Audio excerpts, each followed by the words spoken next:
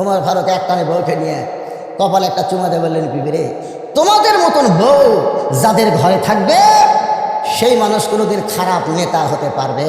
কথা কন না, এখন পারবে? তাহলে নেতা ভালো হবার গেলে বউ ভালো হওয়া লাগবে। ওমর ফারুক বললেন, আব্দুল্লাহর মা, জান্নাতে যদি যাবার চাও, তুমি কি জান্নাতে যাবার চাও?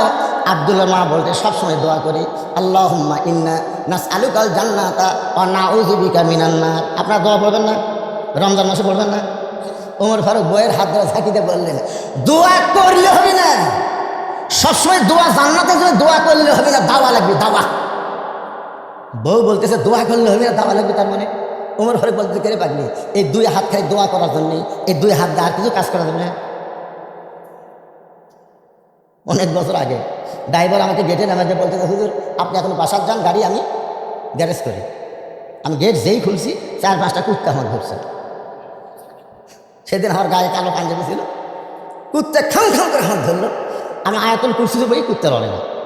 আমি দোয়ায় কুনুত পড়ি, কুত্তা সরে না। আমি দোয়া ইউনুস পড়ি, কুত্তা মনে হয় কেমন লাগে। আমি শেষে দেখলাম শেষ অস্ত্র হচ্ছে ইন্নাহুম ইয়াকিদুনা কাইদাম ওয়া আকিদু কাইদা।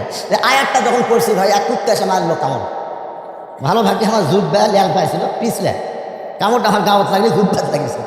আমি কইলাম, তোর এত দোয়া দূরত, তাও কুত্তা কামড় দেয়।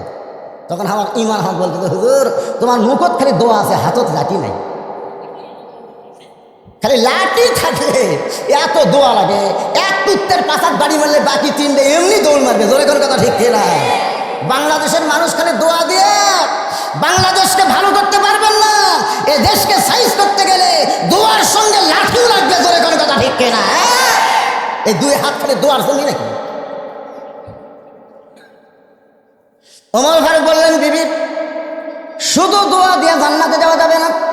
বউ বলে, তাহলে কি করা লাগবে? বলে, এই অস্ত্রগুলো নাও। এই মানে কি, একটা প্রসব, একটা গর্ভবতী নারী প্রসব ব্যথায় ভুগতেছে, তার বাচ্চা ধরতে গেলে যা যা লাগবে এইগুলো অস্ত্র নিয়ে বের হও। এবার হযরত ওমর ফারুকের বিবি সবগুলো জিনিস নিয়ে বের হয়েছে। ওমর ফারুক দিয়ে তারপর অপর পৃষ্ঠা দিয়ে ঢুকাই দিয়েছে। অপর পৃষ্ঠা দিয়ে ঢুকাই দেওয়ার পরে কিছুক্ষণ পরে ওমর ফারুকের বউ বলতেছে, এ আমিরুল মুমিনিন, আপনার বন্ধুকে খবর দেন, তার বিবি বাচ্চা দুইটাই সুস্থ আছে। আপনারা তো সুবহানাল্লাহ করেন, কিন্তু ওমর ফারুক তাকে দেখে লোকটা নাই। লোকটা কোটি তাকে দেখে পায়ের কাছে গড়াগড়ি করছে। ওমর ফারুক বলেন, কে ভাই এদিকে? তাই তাগুর মধ্যে তাই কি হলো? এ আমিরুল মুমিনিন, মানে আপনি হযরত ওমর? তাহলে আপনি আমাকে সালাম দিয়েছেন, আমি সালামের উত্তর না নিয়ে যে খারাপ ব্যবহার করছি। আপনি রাস্তাতে গেলে শয়তান নাকি 40 দিন যায় না, তাহলে কি হলো?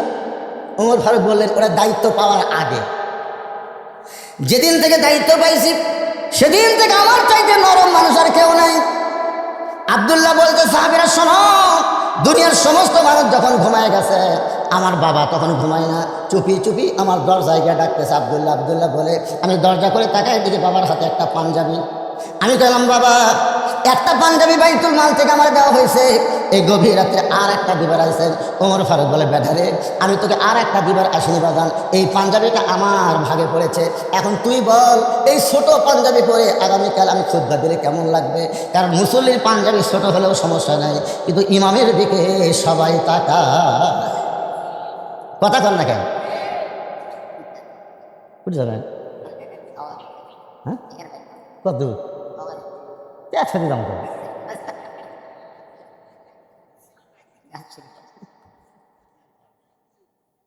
এই রাত্রে 11টা বাজে গেছে, কিন্তু আপনি এই জায়গা গেলে এই চেয়ার দেখতে পারেন।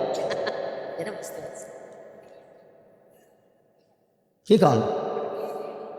আল্লাহ রাসূল কিন্তু কলেমার দাওয়াত নিয়ে আগে বেলালের কাছে যায়নি, আগে আবু জেহেলের কাছে গেছে। আবু জেহেলের মতন মানুষ যদি ভালো হয়, তাহলে সাধারণ মানুষগুলি এমনি ভালো হবে। এইরকম একটা পুঁজিপতি ধনী মানুষ ভালো, যিনি মাদ্রাসায় খেয়াল করেন, মাদ্রাসা মহব্বত করেন, কোরআনী শিক্ষার গুরুত্ব দেন, তার মতন একজন আল্লাহওয়ালা ভালো মানুষ এখানে কিছু সময় থাকলে রহমত বরকত আছে না নাই? জোরে কেন আছে না? কি বেজার হচ্ছেন? এখানে কিন্তু মারাত্মক একটা গল্প আমি শোনাবো। সেটা হলো, ইমামের দাড়ি মানুষ মুর্দা মাপে, জানেন? আমার কাছে একজন ফতোয়া দিয়েছে, হুজুর, ইমামের দাড়ি যদি 1 মুষ্টির নিচে হয় তার পাশে নামাজ হবে? আমি বললাম, তুমি ইমামের দাড়িতে হাত দিছিলা?